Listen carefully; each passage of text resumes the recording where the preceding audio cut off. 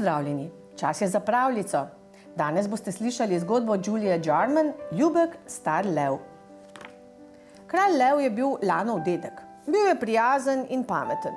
Toda nekega popoldneva, ko sta se z Lanom igrala družabno igro, je povsem pozabil pravila, pa tudi Lanovega imena se ni mogel spomniti.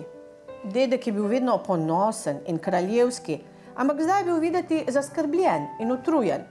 Nekega dne je strmel v Lanovo žogo in vprašal, kaj je to?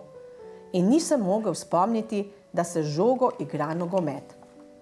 Nekega jutra je Lan našel dedkovo krono v košu za smeti. Tam so bile tudi druge stvari, ki ne bi smele biti tam. Kralj lev je res postajal zmeden. Celo dan in noč je zamešal.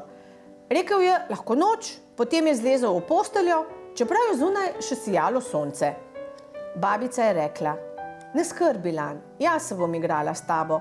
Dedek danes nima ravno najboljšega dneva. Kralj lev je bil še vedno dedek, ampak ne tako zelo pameten in ne tako kraljevski, pa včasih tudi ne tako prijazen. Tudi druge živali so to opazile. Nekega dne, ko je kralj lev vedno znova prepeval isto pesem, se mu je šimpanz začel posmehovati. Kralj lev se je zelo razburil. Ne bodi zloben, se nad šimpanzom razjezil Lan.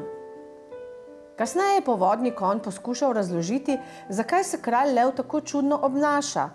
Stara se, je rekel, in to lahko vsi opazimo.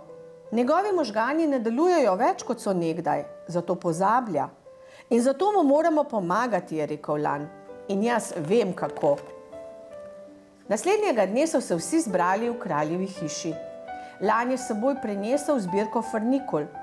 To je bilo dedkovo, ko je bil še majhen, je rekel. Oči kralja leva so se zasvetile, ko je zaslišal zvok frnikul. Iz posode je vzel rdečo in belo frnikulo. Z rdečo sem premagal gnuja, je rekel kralj lev. Ko sva bila majhna, sva bila dobra prijatelja.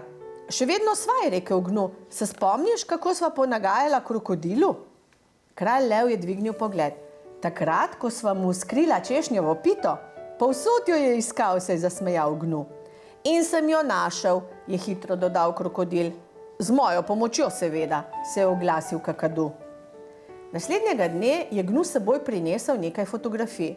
Se spomniš tega, je vprašal kralja leva in pokazal na povodnega konja v banji.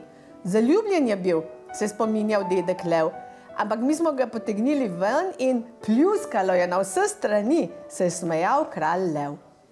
Lan in njegovi prijatelji so k kralju levu redno prihajali na obisk. To mu je bilo v veliko pomoč. Toda niso mogli preprečiti, da ne bi več pozabljal. Pa tudi tega ne, da se njegovi možgani ne bi več starali. Čas je mineval in kralj lev je postajal čedalje bolj zmeden. Nekega poletnega večera, ko je Lan dedkovo krono našel v travi, je stari lev s tresočimi tacami položil krono na njegovo glavo. Za en dan boš ti kralj, mu je prijazno rekel. Zdaj je Lan kralj in ima svojega sina.